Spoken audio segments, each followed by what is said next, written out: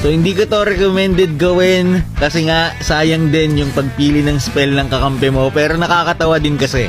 Kaya sa classic lang din namin ginawa eh. So dito nagpahabol ulit ako, tapos nagulat sila, lumabas yung Guinevere saka yung Dirot. So yun nga, it's working. So it's a fact. Shoutout dun sa nag-post ng video guys. Shoutout din sa mga nagtag sa akin dyan. Move naman tayo dito sa pangalawang video. Napanood ko lang ito kasi tinag din ako sa videong to. Sabi niya pwede daw pala na 3 kariton sa isang minion wave. So meron akong teorya kung paano nangyari yun.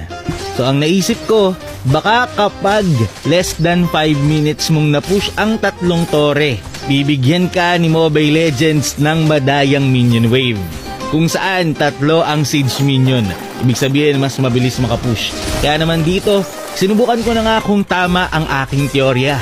Binasag ko na ang 3 tore sa mid lane, less than 5 minutes. And tignan natin kung talaga bang gagana ito, yung aking teorya. So ayan, umuwi na tayo sa base at lagi niyong tandaan, nagkakaroon ng minion wave every 10 and 40 seconds. So magantay muna tayo dito kasi 4:40 lalabas yung minion wave.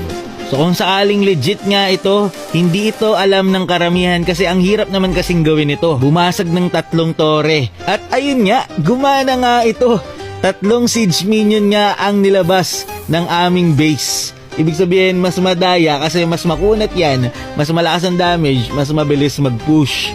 So try natin sa side lane. Paano kung sa side lane naman yung nabasag mong tore less than 5 minutes? So yan, pinas forward ko na para hindi masayang oras nyo guys.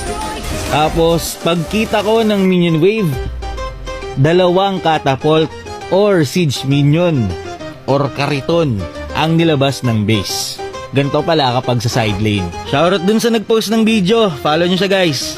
Shoutout to Jason Bacol. Maraming salamat sa panonood and to God be the glory.